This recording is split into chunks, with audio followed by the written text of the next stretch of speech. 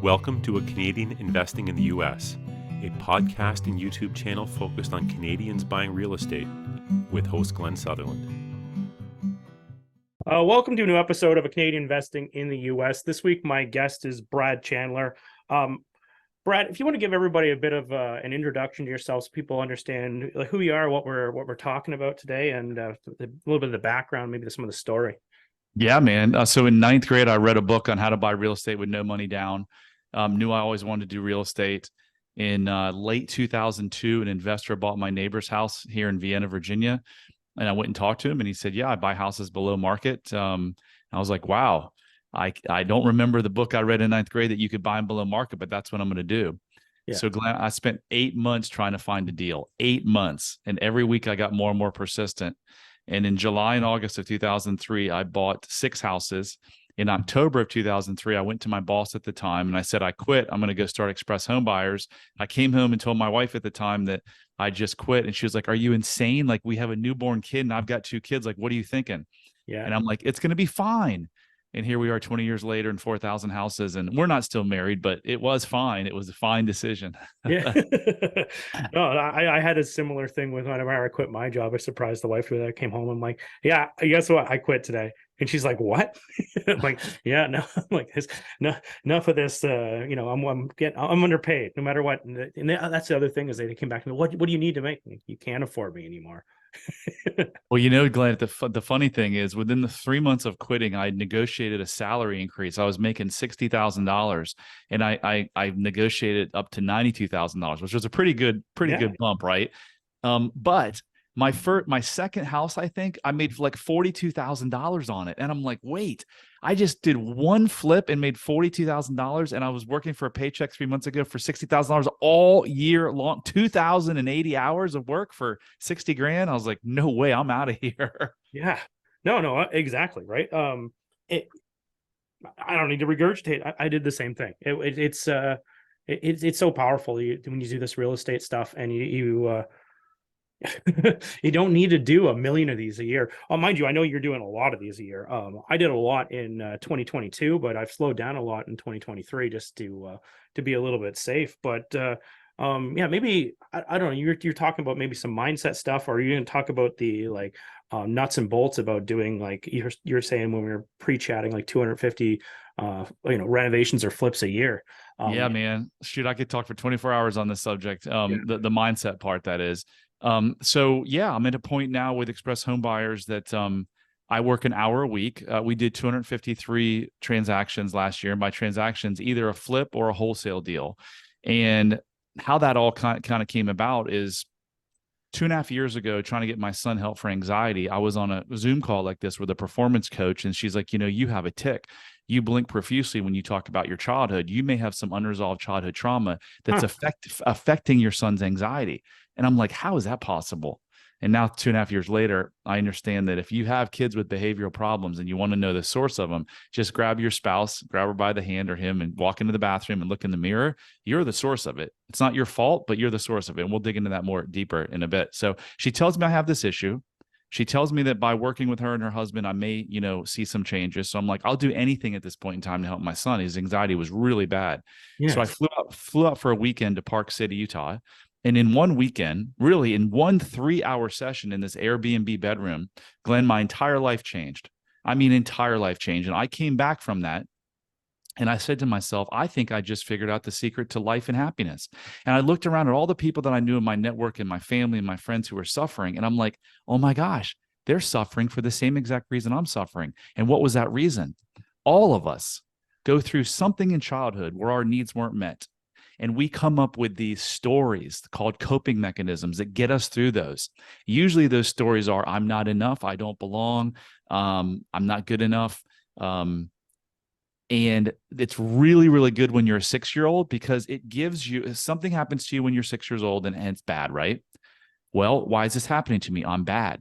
If I can only be good, then I can get the love and affection or whatever it is that I want. So it's your brain doing its job, helping you survive, giving you a hope for a better tomorrow. When you're 47 years old, like I was, buying a 42-foot boat in July of 2020 and taking it to the Bahamas when I'd never owned a boat and I didn't even know how to read a chart, That's a big problem. And why? Because that little 6-year-old inside me was saying, you're no good. You're not enough. You better prove something. So I came back and I said to myself, I've got to give this gift to other people. So I looked at my business. Everything changed in my business.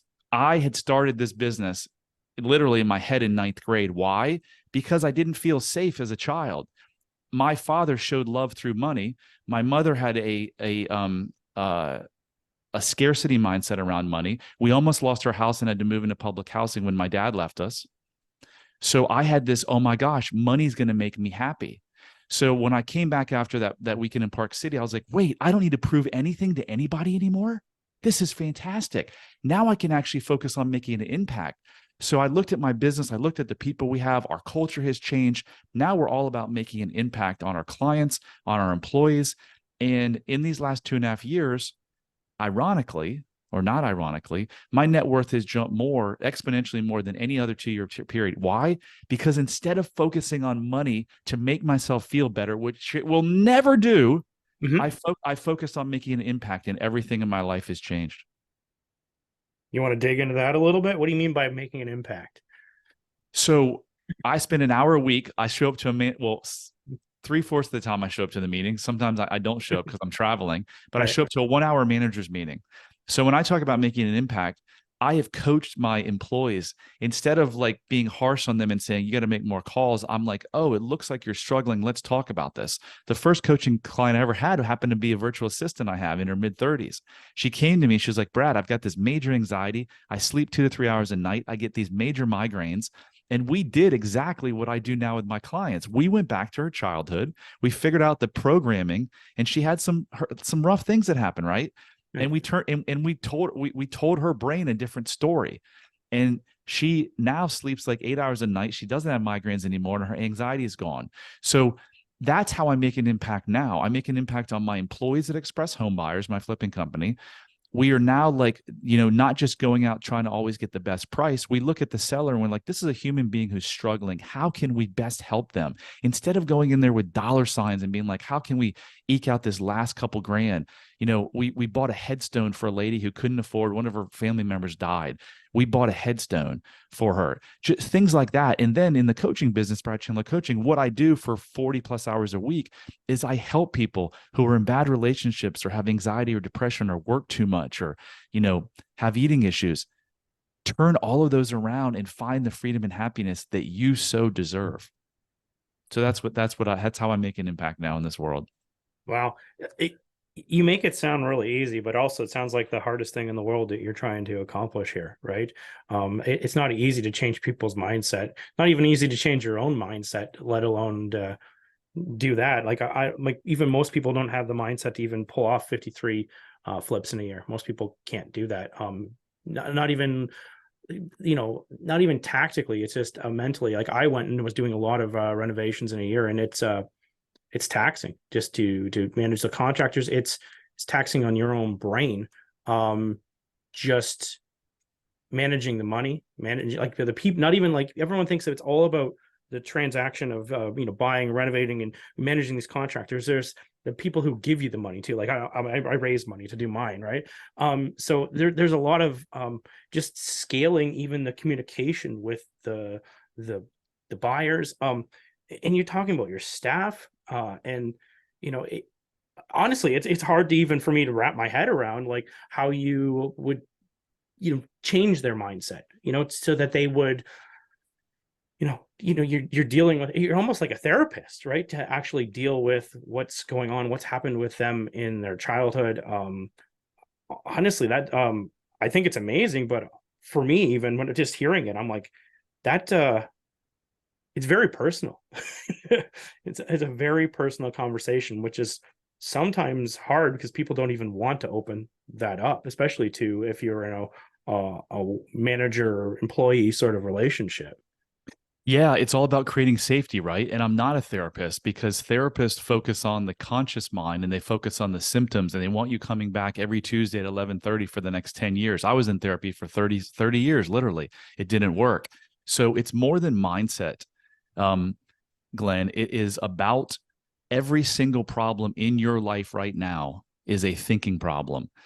You were not born with depression, anxiety, OCD, an eating problem, an addiction problem. You weren't born with sore feelings when your wife or husband says something that sets you off. Those were all learned behaviors. So what I do is I focus on the subconscious mind, and the subconscious mind literally drives 95% of your daily behavior. And so I have been certified in hypnosis, so it's part of my tools. So all I do is I get the client in a deeply relaxed state, and whatever their issue is, let's just pick anxiety. Let's just say you came to me with anxiety. So I would put you in a deeply relaxed state by just walking you downstairs, having you do some breathing exercises. So now all the clutter of your brain is kind of away, and you're just focused on your subconscious mind. And I would say to you, Glenn, bring me back to a time, a place, an event when that was the cause of this anxiety that you're experiencing today. And your subconscious mind is going to say, well, you know what? When I got bullied in school and I came home and told my mom, and she blew it off, and she was like, you're not getting bullied. Or my dad didn't show up to my birthday for 3 years in a row. I felt this. And then we just figure out, what did you feel? And then what were the stories that you told yourself around those? And then I make a recording. And at night, when you're going to sleep, your brain is in an alpha wave brain state, which means it's highly suggestible. You listen to this recording and you just reprogram. Everyone has the natural ability through something called neuroplasticity to regrow new neural pathways so that you can start thinking and acting differently. So when you say mindset, I think about the Tony Robbins and the Zig Ziglars who are like, go look in the mirror and just say, I'm going to make these calls, 100 calls to the sellers, and I'm great. Well, I can't tell you how many clients I've had that have gone through every Tony Robbins and every motivational program, and they're like, I knew exactly what I should have been doing, but I couldn't do it. Why? Because these thoughts that are controlling you are buried in your subconscious mind. A lot of times my clients don't even know the things that are controlling them. So they've got to go back and figure out, where did they come from? Because you have to have awareness to change. Is there a way to figure this out yourself? How do you know what your underlying issue is? Or do you need to go into some sort of hypnotic state in order to do this? Hello, everybody. Thanks for listening to the podcast. I just wanted to let you know that I've created a new coaching program. I believe the new coaching program has way more value than any of the programs that have even existed in the past. What we've done is pre-recorded all the lessons so that you can work through it at your own pace, which is pretty cool. And then we're going to meet up on a regular basis to answer the questions, do deal analysis, and actually spend our time together working on things instead of spending our time learning things. I think this will make a seamless transition to buying in the United States and will help you solve a lot of your problems. If this is of interest to you, go to glennsutherland.com/coaching. I hope to help you guys invest in the United States, and I hope we provide as much value as possible. Back to the podcast. Oh man, what a great question. So number one, if we'd had this conversation 3 years ago, so the thinking problem and the I'm not enough, just it comes down to lack of self-love. And lack of self-love is the cause of every single problem we have in the world. There may be 98% of them. The wars that are going on, child sex trafficking, obesity, divorce, addiction, 34% of Americans being on an antidepressant or anxiety. It's all because of lack of self-love. Where did the lack of self-love come from? Because we weren't born with it. It came from the thinking problem. So two ways. Number one, if I was going to say, if we'd had this conversation 3 years ago and you said, Brad, do you love yourself? Do you have self-love? I'd have been like, absolutely. Yeah. I don't care what other people think. I have high self-esteem. Those are all lies, right? I didn't even know that I didn't love myself. So I created this self-love quiz. It's only 12 questions and it takes 3 minutes. bradchandler.com/quiz. Go take the quiz. If for some crazy reason you don't want to take the quiz, all you have to do is look at your life. Do you always need to be right? Are you in a triggered state a lot of the time? When your spouse says something, does it offend you? Do you get really angry? Do your kids make you really angry? Do you have an addiction to anything? Do you need a substance to cope with like sadness or anger? Do you have problems with relationships? Are you not in a relationship? Have you never been in a deeply connected, committed relationship? Or are you in a shitty relationship? These are all signs. Oh, do you talk negative to yourself? That's another big one. Are you always beating yourself up? When you make a mistake, do you say, it's okay, I'm a human being? Or do you say, what a piece of shit you are? Or you're fat, or you're ugly? All of these are signs that you lack self-love. If you lack self-love, every single area of your life is negatively impacted to some degree. So, okay. So you go to bradchandler.com/quiz. You take this quiz. and you answer these questions, and just by answering the questions, you have some self-realization, or does it spit out some results, or how does that kind of work? So it's gonna give you a result, and you're either going to score extreme self-love, mild self-love, or lack of self-love. If you score mild self-love or lack of self-love, don't be like, oh, woe is me, this sucks. Just the opposite. Say, oh my gosh, my life can get so much better. With that, now you have an awareness that if you want to do the work, you can change your life and your relationships in a dramatic way. So how do you do that? You start, one of the things that I created that I think is, I've created several tools, but I created this thing called the Joy Regenerator. Okay. And it teaches us how to process our emotions. You're married, Glenn? Yep. Yeah, you mentioned your wife. Ever get in an argument with your wife? Is that a loaded question? Okay, so the answer is yes, right? Yeah. Oh, yeah. Let me explain something to you. This is fact, not fiction.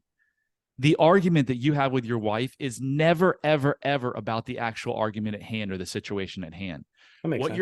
What your brain is doing is immediately when you feel a negative emotion, now you're in fight or flight. So your brain is doing what it's supposed to do. It's the subconscious brain. It wants to keep you alive. It's going to go back to a time and place, probably between the ages of 0 and 10, where someone made you feel something similar. You bring that into the argument. So what I do is I teach people, how do you process your emotions? And with your wife in an intimate relationship is the absolute best place to heal. So next time an argument happens with your wife, you pause and you take a couple deep breaths, because you're not in the present, you're in the past. Get centered, get grounded, and then say, what am I feeling? Literally, because it's the 6-year-old inside yourself that's feeling. It's not the adult Glenn. So let's say I'm feeling sad, I'm feeling angry. Then you give yourself compassion, because most of us didn't get compassion for emotions as a kid. It's okay, Glenn, that you're feeling sad. I got you, little buddy. Then you ask, where did it come from? Well, this is where you have to do the work. You got to sit there and think, where in my life did things go wrong in my childhood? My dad didn't show up to 6 of my games, so I felt he didn't love me. Therefore, I felt I'm not enough. What my wife just did made me feel not loved, made me feel not enough. And then you ask yourself, is the thought that created the emotion, because all emotions are created by thoughts, is it true that I'm not enough? And you say, of course I'm enough.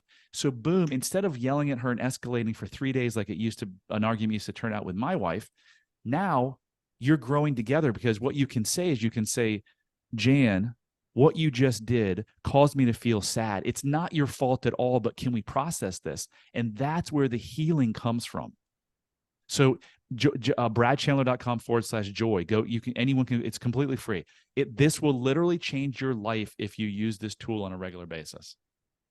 Okay. I like that. And that the end was what my question was. I was like, so how do you step away from this? Because you're in the middle of something, right? In all honesty, like, if we're going to talk about like arguments, and it's actually not, it's rarely with my wife. Most of my arguments actually are coming from contractors and people in my business. Actually cause me a lot more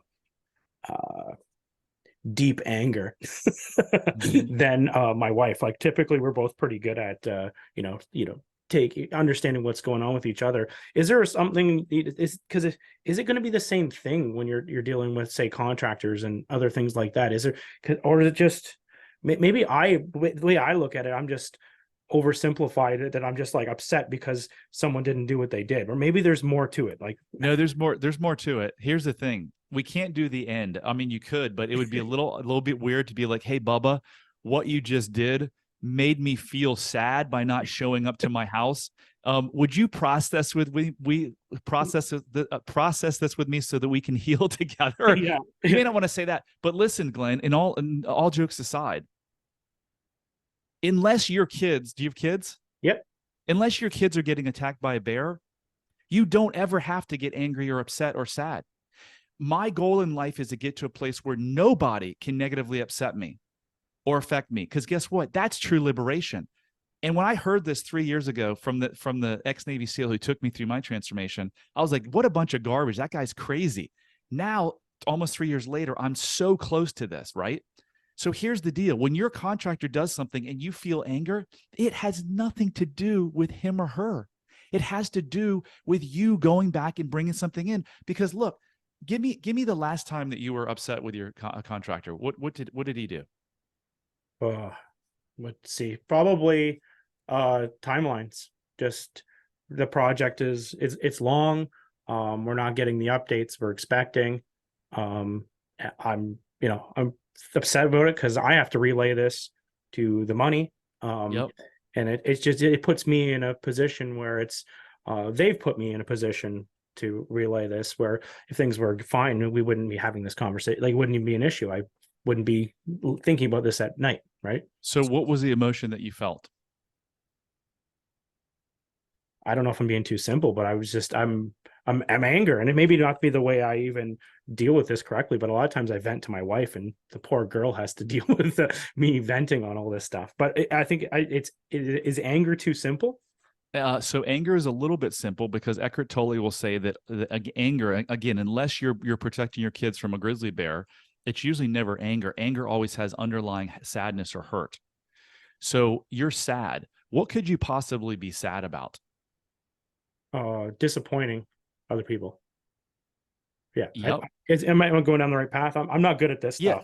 No. It's okay. It's okay. I'm gonna literally help you, and then okay, you can process. You can you. process this later. Here's what happens a lot, and Gabor Mate did this on a podcast where he actually walked through a contractor with what's the guy that wrote the 4 Hour Work Week? Tim Ferriss. Tim Ferriss, yeah. So literally, if you want to go Google Tim Ferriss, Gabor Mate, he walks through this. Here's what's happening. I'm pretty sure, is you feel sad because you're feeling like this person disrespected me. He's not caring enough for me, right? There was a point in your time in your life where someone did something as a child where you felt the same way. You're bringing that into the current thing. So why can't you just see the instant for the way it is? Okay, contractors are late all the time. Why do you have to get angry and sad about it? It's not because he's late. It's because your subconscious mind is saying he is late, therefore he's disrespecting me, therefore I'm not worthy of his care or love. Okay. It's deep stuff. Yeah. But that's, so when you can use this joy regenerator. When you say to yourself, take a couple deep breaths the next time this happens with the contractor, and you get present and you say, I'm feeling sad. By saying that, it's a brain hack, because you're forcing your brain to think. You've got to think. Instead of being in fight or flight and raging back at them, you're going from your fight or flight amygdala brain to your prefrontal cortex, because you're required to think, what am I feeling? Just by saying that, it helps you. And then you got to do some work on your own. I guarantee you, if we spent 10 minutes, you wouldn't want to do this now, maybe in public, but if we spent 10 minutes asking questions about your childhood, there would be something you told me where my dad was always gone, or I was bullied as a kid and my mom didn't support me, or my mom had depression issues, or just there's something in everyone's life that every client that ever comes to me, most of them say I had a happy childhood, and we just start digging in. There are stuff, and it doesn't have to be really bad stuff like you were locked in a cage. So we would unearth that. Yeah. And you can do that on your own. Have a conversation with your wife. Think about all the times in your life as a kid where you felt stress, trauma, or no control. And then next time he gets this, as soon as you get angry, you need to ask yourself, what am I feeling? Give yourself compassion, and then say, where's it coming from? Oh, it's coming from the time my dad didn't show up at the hockey game 3 times in a row. This guy isn't my dad. I don't need to be mad. Just see the situation for as it is. So what do? We say, hey, John, I cannot continue to work with you. Here's the contract. You specified on blah, blah date you were going to be done. Going forward, if we want to work together, we're going to build in a penalty. Every day you're late, we're going to be $50. Do you see how you can say that with no emotion involved? You don't have to get mad or upset anymore. Every time you get mad or upset, your brain is releasing cortisol, because it's like, holy shit, the lion's chasing me. Every time it releases cortisol, it's an inflammatory. Inflammation is the cause of 65% of all diseases and illness in this world. So getting mad and angry doesn't help anybody. Yeah. No. Okay. I like it. I do get angry. I never get angry to the contractor though. I'll usually vent myself. But because I've learned this too. You yell at them and it just gets worse. So like I'll go to the backyard and give a good yell, or I will honestly most of the time I vent to my wife. So just to regurgitate this or rehash this, you think of they're not doing what they're say. You sit there, you think about, I'm sad. They're just, what they're actually doing is disrespecting me, or what, think about the actual root cause of this. And then your mind will help you solve the problem, right? That's what you're trying to get to, a solution that makes sense, that is rational. Okay. Absolutely. And think about this disrespect. Can anyone truly disrespect you, Glenn? Only if I accept that, right? If I don't accept that they've disrespected me, then they didn't disrespect me. You got it. So who's disrespecting who? Well, it sounds like you're allowing them to disrespect you. You're doing it to yourself. You're disrespecting yourself. Let's say that I say to you, Glenn, you know what, Glenn? You're the biggest ass I've ever met because of your green hair. How would you respond? Would you be offended? Well, in that case, no, I don't have green hair. It doesn't sink. It doesn't have anything. Exactly. Perfect. Resonance. Perfect. If I said to you, Glenn, you're just not that great of an investor. And frankly, you're not that great of a husband. Before this conversation, would you be disrespected? Would you have said that? I think so. I would have thought. I think I would. Absolutely. Well, here's the thing, because there's a piece of you that probably feels that way. That's the lack of self-love. When you have extreme self-love and someone comes at you and says, you're a crook, you're no good, you're lazy, you don't work hard. It's as untrue as having green hair if you love yourself. The problem is 90 anything that someone says that can like chink in their armor, they go into fight or flight. When you get to a place, I'm not saying I'm enlightened by any means, but I've done a lot of work. It's really hard for someone to offend me now, because if someone wants to, I get a lot of hate. All I do is put out love and freedom messages every day on my social media, right? I get a lot of hate. Before, I used to have to fight them. I used to have to be like, stand up and fight. Now I realize when someone is judging me, it never has to do with me. It has to do with how they feel about themselves. So I look at them with compassion and I literally will say, here's my phone number, call me. Some guy was like saying I was racist because of something I was saying about like money doesn't buy you happiness. I'm like, here's my number, dude. Call me up right now. I want to help you. He never called me. He actually said, I'm sorry. And he took it down. But that's my point, is like, you can't be offended when you have extreme self-love. I like it. And it goes both ways, Glenn. If you're judging another human being, it's because something inside you doesn't feel right, isn't healed. Because why would we ever judge another human being? I used to judge people all the time. Look at someone who's overweight. What's wrong with that person? Why can't they be thinner? Well, now I know a lot of people are overweight because they use food as a coping mechanism. When you're a child and something goes wrong, you can't go to the bar and have a beer, but what can you do? You can have food. Some people use food as a protection and a soothing thing. So now, instead of looking at someone and judging them, I look at them with compassion and be like, wow, they must be hurting. I could help them, or I wish I could help them. Or I like it. Okay. And it's something that I think with a lot of this, it's just, it's stepping back and thinking about what you're actually thinking, right? Because a lot of times you just react, and I'm just as guilty as anybody else. I react. You just take it with whatever. It's just sitting back and thinking about what you're doing, thinking about what you're thinking about other people.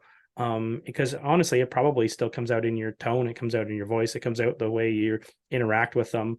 Honestly, I think this is some great exercises, and just based on our short conversation, I'm guessing you have tons of exercises to go with this. Like Brad, if somebody wanted to like learn more about this, they wanted to be part of this, they wanted to absorb more, how does this work? Do you have a book? Do you have a podcast? How do they connect with you? Yeah, let me touch that in a second, because you said something really, really, really important. And you said you've got to like, I forget the word you use, but I'm gonna rephrase it. Do it. You've got to be the observer of your thoughts. Your thoughts are not who you are, right? They're just thoughts. They come and go. So imagine yourself like 2 feet away. Your brain is here. And the brain's looking down at Glenn saying, what's Glenn feeling right now? Oh, that's interesting. Be curious. Oh, the contractor just did this and I'm feeling really, really mad. Well, now you're out here just observing and you're like, wow, that's interesting. Why are you feeling mad, Glenn? Why does this have to make you mad? Because again, nothing has to make us mad. Look at society. Most people go around in a triggered state 75% of their life. Go into a major city, the horns are blowing, people are flicking each other off. There's road rage. People are trying to steal, shopping carts at the grocery store. It's all because of this past programming. So I have a wonderful podcast called How to Be Happier for Entrepreneurs. If you want to learn more, just go Google. It's on every major platform. The best thing that you could do is go take the quiz, bradchandler.com/quiz. There's 12 questions, and each day I'm going to send you an email that I'll give you the results right away, but then I'll send you an email that will tell you how you can go from, if you have a low score, I'll tell you how you can fix it. And then if you want to reach out to me, it's all over my website, bradchandler.com. And I mentioned the tools, the self-love quiz, the joy regenerator can literally change your health, your relationships, your business. You can become a better leader. That's at bradchandler.com/joy. I like it. And I think even no matter how strong you think you are, I think it's I'm going to probably I will go try it, because even, I do a lot of things to challenge myself. And I think that, there's always room for improvement. And if you don't think that, then where are you going to go? Like, look, if you have children, I've already mentioned this. If you have children with behavioral problems, I get clients all the time saying, can you work with my child? And I'm like, yes, I can work with your child, but it stems from you. Like, I need to work with you first. If you go take the self-love quiz and you score lack of self-love or even mild self-love, no matter how good of a parent you think you are, I've been a single dad for 12 years. I have never missed any event of my kids. I was always there. Yeah. I didn't work 100 hours a week. I got them off to school. I was home, like everything. I did everything. But yet my lack of self-love caused their anxiety. So if you score those things, I promise you, you are negatively affecting your kids. And the greatest gift that you can give your child is to break the multi-generational curse. What's the multi-generational curse? If you lack self-love, you never, ever go marry someone with extreme self-love. You marry someone with lack of self-love too. And then what do? You have kids that lack self-love. So the greatest thing you can do is break the multi-generational curse. How do you do that? You teach your kid how to love themselves unconditionally. How can you teach that if you don't know it yourself? So over this 5-week program, I've brought countless people from lack of self-love to extreme self-love by just changing their thinking and believing in the truth that they are enough. If you suffer, most suffering in this world is self-inflicted. It's all from living in the truth that we're not enough. And it sounds like a lot of people, it's going to be really interesting to see your quiz results, but I was the guy that thought I was enough. So many people don't even know that these things are plaguing them. Mm-hmm. Yeah. No, I agree. And you touched on just being there. And sometimes just being there that's not enough. Like, honestly, just showing up. Because like a lot of people, I show up to I do everything. But I had a friend they read some books, and they were, they did the activities from the book with their child. And the result from the child was that they felt like their parents weren't present, even though they were there all the time.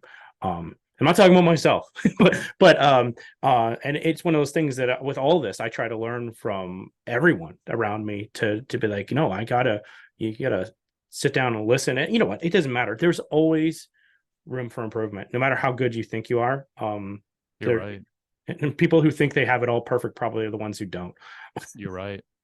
It's never perfect. Look, people strive for perfection. If you're a perfectionist, it's because your imperfect self as a child wasn't good enough. So you're like, I've got to be perfect. Well, guess what? You're going to chase that forever to your grave, because you can't ever be perfect. It's not possible. Yeah. So anyway, this is good. Got a lot of stuff even running through my head. A lot of stuff to rethink about, because a lot of this stuff at least for me, I don't think about it. I think about how to. If you listen to my podcast, you take my coaching, it's all how to. It's not about mindset. It's about, building systems and executing systems and running a business. And it's a lot of this mindset stuff. It just disappears. You're so focused on high performance, and you you missed some of this stuff. So I will do this activity. Anyway, Brad, I really appreciate you coming on the show. I'm going to do your test. I'm sure lots of people will reach out and do your test, and I appreciate the value. This is great. Thank you. You're welcome. It was awesome. If I can help in any way, I'm here for you guys. That was a nice video. Bye.